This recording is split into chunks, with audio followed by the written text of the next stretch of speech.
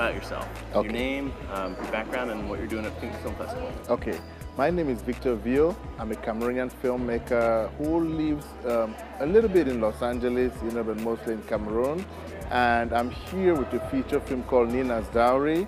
And it's a movie about a runaway wife whose husband finds out that she's pregnant, and he comes with his friends to recover the bride price that he paid or take home the woman that he owned by any means necessary. What is your take on kind of the new digital camera revolution now? Some people say it's great to have that kind of technology accessible to a lot of people at a low price point, but also other people, feel like, well, there's a lot of people who don't have the fundamentals of filmmaking down who are trying to make films, and it sort of floods the market. How do you feel about that? Oh, from my perspective, it's wonderful. That's the only reason why I was able to make my feature film. I graduated film school 10 years ago. I could not afford to make a movie. It was because of digital filmmaking that I was able to make a movie. In fact, the camera that I was supposed to shoot on was stolen by DHL Cameroon. So we ended up shooting on the Sony FX1, which we were not prepared to shoot on that camera, but that's what we shot on. And if digital filmmaking wasn't available, I would still be trying to make a movie. Filmmaking, it's difficult to find funding.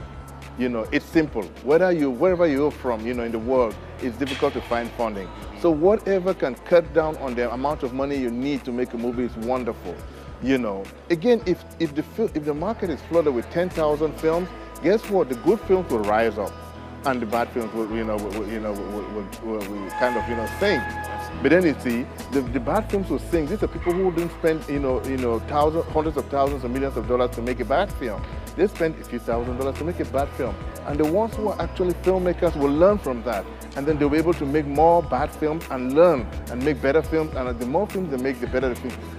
I feel like in the future, it's just going to make filmmaking actually a better art. Yes. I'm actually doing this interview right now with this mCAM, which is an iPhone camera body. Yes. Do you know anything about these? What's your take on that? Kids like them a lot in film schools because they can practice the fundamentals. It's not going to replace your main camera, but it can certainly teach the fundamentals at a low cost. First of all, that's wonderful. And I can tell you right now that if I had access to this when I was making my movie, I would have shot my movie on this. Why? Because when our camera was stolen, we didn't have access to any other camera in Cameroon. We were stuck. I had the cast and crew held hostage on location for 2 months while waiting for someone to hand carry a camera over. So if I had a setup like this, we would have shot and everything would have been okay. You see, because in the end, my feeling is that it's the story that counts. Technology and the format, those are only things that are applicable only when you have a good story. So you start with a good story. If you don't have the means for expensive cameras and things like that, go ahead. If you tell a good story, once people start watching it, they don't care what format you use to shoot it on. Yeah.